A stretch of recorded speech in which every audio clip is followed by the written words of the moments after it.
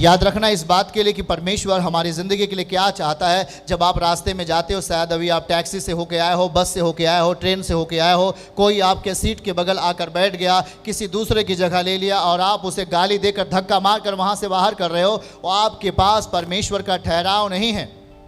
जब आप किसी टैक्सी पे बैठ जाते हो और कोई आपके बगल टैक्सी के दूसरी सीट पर बैठ जाता है तो आपको कम अच्छा लगता है शायद, पर मैं कह रहा हूं कि यदि आप परमेश्वर के बच्चे हो और खुदावन को अपने अंदर बलवान करना चाहते हो, एक फल के रूप में, एक समृद्धि के रूप में, हमें रुकना चाहिए उस बात के लिए जो हमारे मुख से अनर्गल निकलने वाला है। अगर वो हम पर क्रोध आ रहा है, बेमतलब के अगर हमारे अंदर गुस्सा आ रहा है, क्रोध आ रहा है, तो याद रखो उसे हमें चुप करना होगा, उसे हमने अपने अंदर शांत करना ही हमारा कर्तव्य होगा। क्योंकि यदि आपने गुस्सा किया, आप निश्चय ही कुछ पाप को करेंगे और आपके अंदर परमेश्वर का शक्ति, उसका अभिषेक घट जाएगा। जिस काम को आप सालों साल नहीं कर पा रहे हैं, उसे आप और भी बहुत मुश्किल होगा और आप संघर्ष में पड़ते हैं। इसलिए याद रखो, ये छोटी बातें जरूर हैं पर बहुत ही बलवंत स्थान है ये। परमेश्वर का ठहराव किस स्थान पे होने वाला है? क्या उस स्थान पर जहां पर आप सुबह उठते हो और अपने सामने वाले व्यक्ति को श्राप देते हो और कहते हो तेरा नाश हो जाए, क्या आपका वहां, या क्या वहां परमेश्वर का ठहराव है? क्या आप जब सुबह उठते हो तो आपके घर के सामने कुछ गंदगियां पड़ी होती हैं और आप कहते हो किसने हमारे घर के सामने कुछ फेंक दिया?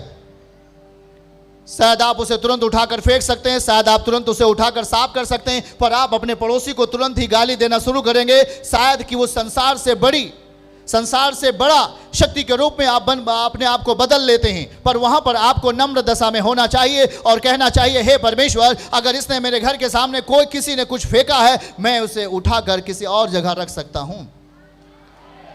आप गवाही के साथ आने वाले होते हैं यीशु मसीह के नाम में। याद रखना है, परमेश्वर हमें अधिकार युक्त क्यों बना देता है? नम्रता हमारे लिए विशेष जगह रखती है, विशेष मायने रखती है परमेश्वर के राज्य में। हाँ, मैं वहाँ पर कुछ बातों को और सीखूंगा जल्दी से। वहाँ पर नीति वचन के अगर हम जाएं वहाँ पर तो क्या लिखा है, परमेश्वर ने हमें क्या समझाया।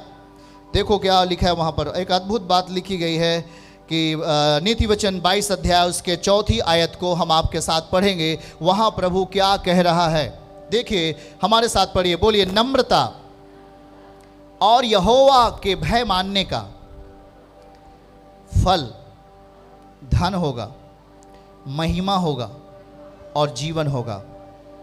क्या आपके कान हैं? कितने लोगों के कान हैं? सुन रहे हैं क्या आप हमारी बातों को? बोलिए, नम्रता, हम्बलनेस, नम्रता और यहोवा का भय मानने का फल धन, महिमा और जीवन आएगा। याद रखो कि जब आप नम्र दशा में जीते हैं, परमेश्वर के भय में जीना शुरू करते हैं, तो आपके जिंदगी में धन का स्थान होगा। हेलो, धन चाहिए घर बनाने के लिए? कितने लोगों को बताइए जरा भाई, हाथ उठा करके। घर बनाने के लिए, बेटी के शादी के लिए धन चाहिए कि नहीं चाहिए? आप नम्र दशा का पालन करेंगे, कोई आपको पागल तो कहेगा। सुन रहे हैं आप? जब आप अपने आप को नम्र बनाओगे तो कोई आपको पागल कहेगा और कहेगा तू नंबर 1 पागल है। तू नहीं, तू नंबर 1 है। तुझे पता नहीं कब से पड़ोसी तुझे गाली दे रहा है, तू समझ में नहीं आता, उसे तू कुछ बोल ही नहीं सकता। नहीं बोल सकता मैं नहीं बोल सकता। पड़ोसी को बोलो, नहीं बोल सकता मैं। सच्चाई से अगर आप हाथ मिला रहे हो तो बोलो, मैं नहीं बोल सकता।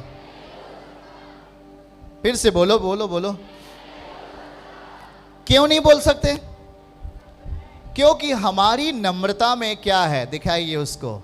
हमारी नम्रता में धन है। मैं अपना धन खोना नहीं चाहता।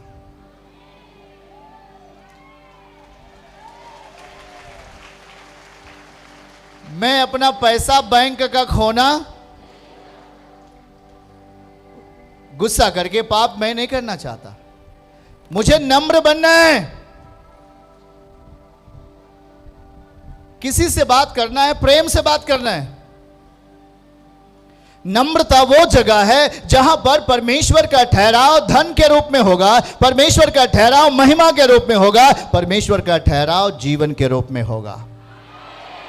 याद रखना, वही है सच्चाई की जगह जहां पर परमेश्वर अपने आप का ठहराव करेगा। आप फल बेचने वाले हैं क्या? आपके पास कोई ग्राहक आता है और कहता है भाई मुझे फल चाहिए, तो फल बेचने वाला बहुत अच्छे तरीके से उसको क्या करता है, अपने ग्राहक को कहता है हाँ भाई यस आप क्या चाहेंगे बताइए, काला काला वाला, नीला वाला, पीला वाला, गुलाबी वाला, जो चाहिए बताइए, कैसे चाहिए, आप कितना चाहिए, आपको हम आपको तुरंत देंगे। वो कहता है कुछ कम होगा? हाँ बताइए, हम कुछ कम जरूर कर सकते हैं, आपके लिए जरूर कम करेंगे, बताइए। हाँ भाई लेकिन थोड़ा सा ध्यान देना इस पेट की। ओके, आपने उसे बड़े प्रेम पूर्वक अपने फल को बेच दिया, पर वो याद रखना, अगर आप वो फल लेने वाला आपके निकट आए और याद रखो कि वो आपसे फल चाहता है और आप उसे अपना फल बेचना चाहते हो, तो क्या उसे हम क्रोध की अवस्था में अपना फल बेच सकते हैं क्या?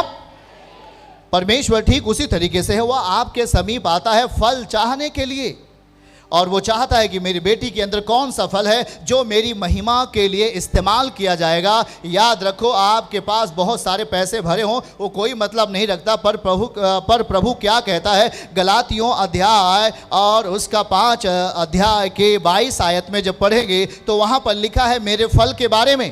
परमेश्वर का फल क्या है? हाथ उठाकर बोलिए, प्रेम, आनंद, शांति, धीरज, कृपा, भलाई, विश्वास, नम्रता और संयम। कहना शुरू करें। हालेलुया। मैं जल्दबाजी में नहीं हूं, बोलिए प्रेम, आनंद, शांति, धीरज, कृपा, भलाई, विश्वास, नम्रता, संयम। ये वही फल हैं जहां पर परमेश्वर अपनी मौजूदगी को धन के रूप में, अपनी मौजूदगी को महिमा के रूप में, अपनी मौजूदगी को जीवन के रूप में प्रकट करेगा। आमीन।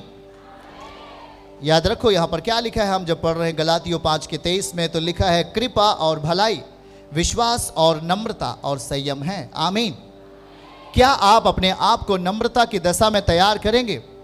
याद रखो, नम्रता की दशा संसार के लिए पागलपन हो सकती है, पर जब आप नम्रता के साथ जीना शुरू करोगे, अपने अंदर कठोरता को खत्म करोगे, अपने अंदर जेलसी को खत्म करोगे, जलन को हटाओगे और दूसरों के प्रति बढ़ोतरी के लिए विचार मन में आ जाएगा, उसी दिन सोच लेना यीशु मसीह आपको उससे भी ऊंचा उठाने वाला है। यीशु मसीह के नाम में। याद रखना, शत्रुओं से प्रेम करना यह दर्शाता है, बैरियों से प्रेम करना यह दर्शाता है कि अब आपकी स्थितियों में बदलाव परमेश्वर की ओर से होगा। अब आपके सूखे खेती को हरा भरा करने की सामर्थ्य परमेश्वर प्रकट करेंगे। आमीन के साथ। ये वही टाइम है, बोलो ये वही टाइम है जब परमेश्वर अपनी ताकत हमारे लिए प्रकट करेगा।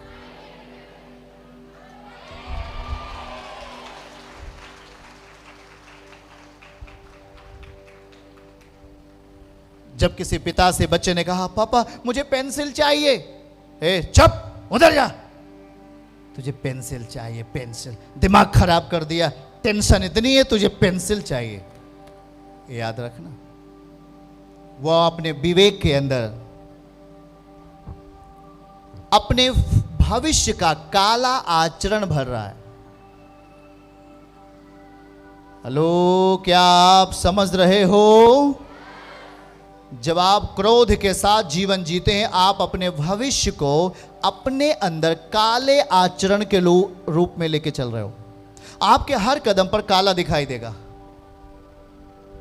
यीशु आपको जिंदगी देना चाहते हैं, यीशु आपको छुटकारा देना चाहते हैं, वो आपको बरकत देना चाहते हैं। क्या उसके लिए जगह है?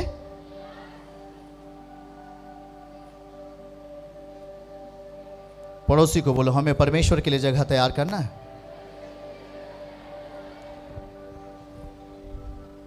ओवरफ्लो, हाथ उठाइए पीछे के लोग, सब जन। क्या आप मसीह के लिए जगह तैयार करेंगे? आप क्या आप प्रभु के लिए जगह तैयार करेंगे?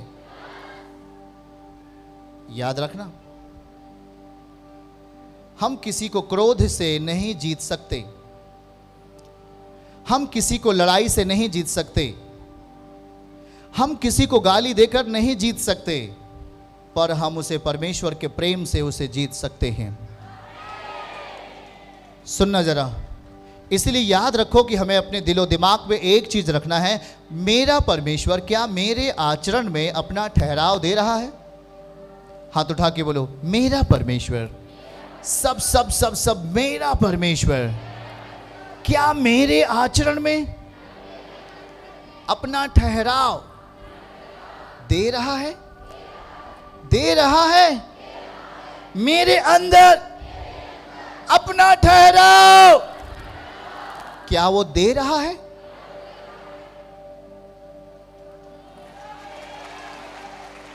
याद रखना, इसीलिए जब हम सुबह डेली उठते हैं तो हमें एक बात की बेहद सचेता अवस्था में हम रहते हैं, हे परमेश्वर मेरे अंदर क्रोध के लिए कोई जगह न रहे, मेरे अंदर पाप के लिए कोई जगह न रहे, मेरे अंदर व्यभिचार के लिए कोई जगह न रहे, परंतु मेरे अंदर तेरे लिए जगह रहे। क्या यीशु के लिए जगह रहेगा आपके अंदर?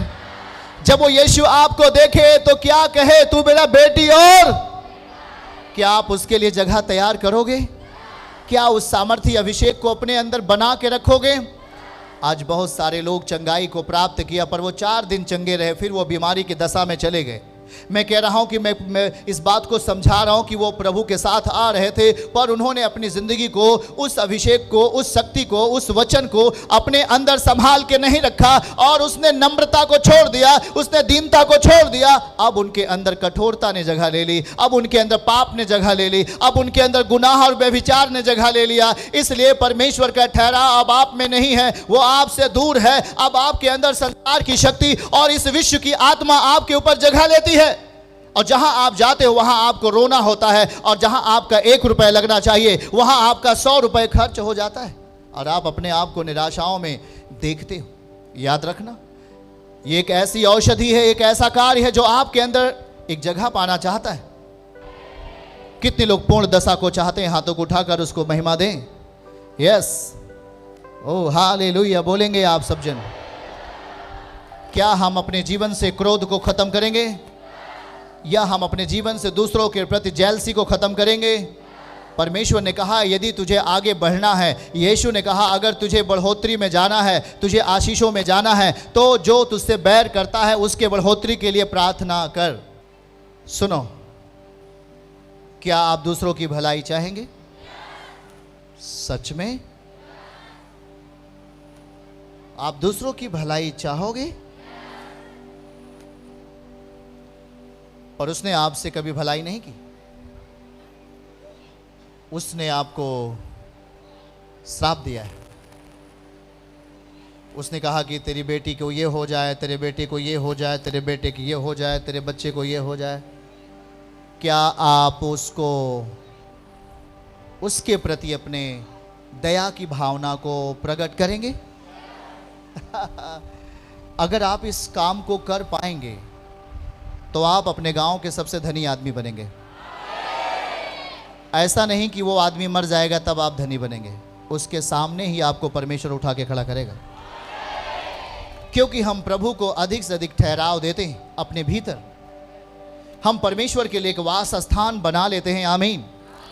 हम प्रभु के लिए एक ऐसी जगह तैयार करते हैं कि जहां हम बीज बोएंगे और वहां पर अधिक फसल को काटेंगे यीशु के नाम में।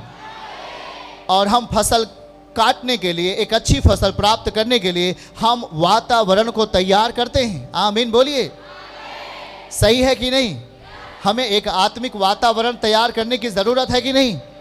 अगर जब तक हमारे अंदर वातावरण नहीं तैयार होगा, हम अपने आप को कैसे बढ़ा पाएंगे, कैसे उन्नति में लेके जा सकते हैं? इसलिए हमें अपने आप को, अगर आपका घर अभी शैतान का घर बना हुआ है तो वहाँ पर प्रतिदिन प्रार्थना करना शुरू करो, यीशु के साथ जीना शुरू करो। चाहे आप अकेले हो या 2 लोग, वहीं पर बाइबल पढ़ना शुरू करो और देखो कि आपका घर परमेश्वर का घर बन जाएगा यीशु के नाम में। मैं सच बता रहा हूँ कि जो चीज़ें खोई होंगी वो वापस आएंगी। जो आपका शत्रु होगा वो आपका मित्र बनेगा यीशु के नाम में। जो आपका बैरी होगा वो आपके लिए आशीष का कारण बन जाएगा और कहेगा बहन जी सुनो, मैं आपके लिए एक फॉर्म भराता हूं, आपका घर आने वाला है यीशु के नाम से। याद रखो, परमेश्वर की विधि अलौकिक है। और एक बहन गवाही दे रही थी कि मैं 5 साल से घर के लिए अप्लाई कर रही थी सरकार के द्वारा, पर मुझे जल्दी नहीं मिल पा रहा था। लेकिन जैसे ही मैं प्रभु को जाना और जब मैंने अप्लाई किया, मेरा घर आ गया, और वो भी थोड़ा वाला नहीं, प्रधानमंत्री आवास योजना आया और मेरे घर को आशीष मिला। यीशु मसीह के नाम है। याद रखो कि खुदावन आपकी जिंदगी के लिए आपके कामों को पूरा कर सकता है, पर उसके लिए वातावरण तैयार करो। आप अपने शरीर को तैयार करो, आप अपने मन को तैयार करो कि वो आप में रह सके और आपके कामों को पूरा कर सके। क्या हमारी बातों को समझ रहे हैं? जब आपके घर पे कोई मेहमान जाता है तो पता लगा आप में युद्ध चल रहा है, आप में गालियां और लड़ाइयां हो रही हैं, वहां पे परमेश्वर नहीं रह सकता। पर जब आपके घर में कोई मेहमान जाता है, उसे लगे कि हाँ, यहां यीशु मसीह है। हाँ, हम अपने अंदर प्रेम को पैदा करें, हम अपने अंदर परमेश्वर के अलौकिकता को उजागर होने दें। अपने घर को कहें, ये मेरा घर परमेश्वर का घर है। आप जब इस तरीके से कहना शुरू करोगे, आपकी जिंदगी में खुदा अपनी उपस्थिति देगा। वो आपके दुखों में आपको संभालेगा, आपके रोने की आवाज को, आपके आंसुओं को पोंछ लेगा। वो आपको नाश नहीं होने देगा, वो आपको खत्म नहीं होने देगा, बल्कि आपके लिए वो बेस्ट और बेस्ट प्लान को करेगा। यीशु के नाम से आमीन कहें। क्या हम मसीह के लिए जगह तैयार करेंगे? पड़ोसी को बोलो, हमें जगह तैयार करना है, यीशु के लिए जगह तैयार करना है, वो हमें आएगा। हालेलुया। पर याद रखो कि जब आप एक बस पे होते हो और आप बस पे यात्रा कर रहे होते हो, वहां पर कुल मिलाकर 20 सीटें हैं, पर 20 सीटों में 20 आदमी बैठे, वहां पे अगला आदमी बैठ सकता नहीं। सही है, वहां अगला आदमी नहीं बैठ सकता। पर जब 20 सीटें वहां पे हैं और 20 आदमी बैठ चुके हैं, पर कोई अगर वहां पे आ जाता, मैं कहूंगा कि भाई मैं खड़ा होता हूं और तू आकर बैठ जा मेरे स्थान पर, यीशु के नाम में। क्योंकि मैं यदि ऐसा कर सकता हूं तो याद रखना कि परमेश्वर आपके लिए बहुत सारे बैठने के और दौड़ने के स्थान देने वाला है। यीशु मसीह के नाम में मैं कहूंगा कि आपके अच्छे कर्मों को परमेश्वर देखेगा और आपके लिए आपको फैलाव देगा। आमीन। बोलो बोलो बोलो बोलो, फैलाव देगा मेरे लिए। ऊंची आवाज में बोलो बोलो बोलो, मेरे लिए फैलाव देगा। वो फैलाव फैलाव फैलाव, मैं फैलूंगा, मैं फैलूंगा। आप उसके लिए जितना फैलने की जगह तैयार करोगे, उतना वो आपको फैला देगा। याद रखना, इसीलिए 2023 और 24 में हम 50,000 की संख्या में होने वाले प्रति सप्ताह है यीशु मसीह के नाम में। आमीन बोलो। क्योंकि हम फैल रहे हैं मसीह के राष्ट्र में, यीशु मसीह के नाम में। आमीन बोलो। हम फैल रहे हैं मसीह की दुनिया में, जहां पर वो प्रेम करता है शत्रुओं से, जहां पर अपने सताने वालों के लिए प्रार्थना करता है, और जहां पर वो अपने श्राप देने वालों को श्राप नहीं देगा, उन्हें आशीष देता है। ऐसी दुनिया में फैलने के लिए अपने आप को तैयार करो, आपको फैलाएगा, असीमित अवस्था में आपको लेके चलेगा। आमीन बोलो। वो कहेगा, हाँ, वो आपको बोलेगा, मैं तुझे असीमित अवस्था में कर दूंगा। आपके पास किसी धन की कमी नहीं होगी, किसी भी प्रकार की वस्तु की आपके घर में कमी नहीं होगी, क्योंकि आपने उसे फैलने के लिए जगह दे दिया। कितने लोग उसे आज से फैलने के लिए जगह देंगे? देंगे। वो आपके लिए बड़ा काम करेगा। चर्च की सभी प्रार्थनाओं को और परमेश्वर के दास के द्वारा टीचिंग सुनने के लिए और अपडेट्स को जानने के लिए हमारे इस चैनल को सब्सक्राइब करें और साथ में बेल आइकन को दबाएं, ताकि जब भी लाइव प्रार्थना हो तो सबसे पहले आप देख सकें।